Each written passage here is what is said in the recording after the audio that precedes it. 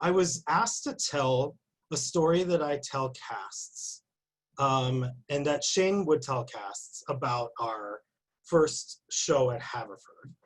And I thought about it, and I definitely want to tell parts of it, but I don't want to tell the full story because I think it's definitely a special story for our casts to receive a lot of it. But a lot. Also, it's a very yes, it's a very cozy campfire story, but a lot of it feels to me like even a remnant of old Speak About It, which is something I wanted to talk about because we are celebrating the beginning of Speak About It. And so at Haverford, when we went there, there was an experience that we had with a student in which we were leaving. We had done the show. There was a hurricane that was, well, does anybody remember what name of that hurricane was? No? It doesn't matter. There was a hurricane and everybody, myself included, Irene, that's right, Sandy? Wait, Irene, yeah, both awful. The experience was like, the pressure was so weird. Everybody was like weirdly like bloated. I was very bloated. It was just like, the sky was green and we were doing the show for the first time, and it just felt so heavy and important and big. And we were leaving, and we stopped to get pizza at a random pizza place. And the night before, we had an encounter with a student that was very much a kind of like an experience that one of our cast members met the student that was basically responsible for us being at Haverford. Because of an awful experience that they had at Haverford. And then when we were leaving, we were decided to get food, and as we were leaving, we were stopped at this pizza place where we had just waited, and we were trying to make it out because of Hurricane Irene, Shane says. And the guy grabbed Shane, I believe, and said, well, not grabbed physically, but just stopped him and said, are you Speak About It? Why are you here?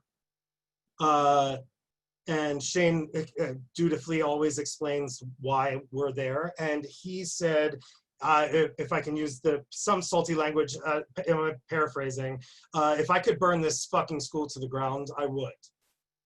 And that was the parent of the student that the cast had met the night before.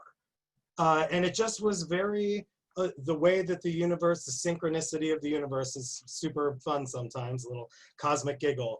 And it had this bookending moment of our first performance of, oh, this is why we're here. Oh, this is the back end of what happens after we leave and why we're here, which kind of encapsulates, for Speak About It, it was one of those moments that really gave a nice push, that nice universal push for Shane and the whole company to keep going, because it felt very important.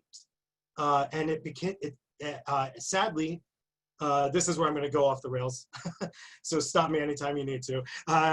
Sadly, it is still relevant and important this far along. And even though Shane, George Washington out and stepped down so that Speak About It could grow more, I'm still around, but just as a very transitionary character in the direction of the show. And so what I've noticed about the story about how we started as an organization was about planting this seed of consent and this conversation. And what has happened is that those seeds that were planted back at Bowdoin before I didn't know anybody on that panel, those have grown into the students that are now the cast of Speak About It today. And those students, that the grads, the educators, everybody that is doing the show is now bringing this massive tree that was planted so long ago back into the show and creating the future of what Speak About It is. And so that Speak About It has become this self-sustaining thing that, as long as we infuse it with 25, 50 new actors or educators every year, that we will continue to evolve into the most beautiful conversation about what could be safe and healthy about interactions with other human beings in sex and even just in life and in talking with each other. And I love everybody, and I hope that, thank you so much for letting me be an awesome part of, not me be awesome, a part of this awesome organization for so long, and for letting me ramble and tell my Dave stories as I always do. Thank you so much. Thank you. Thanks, Dave.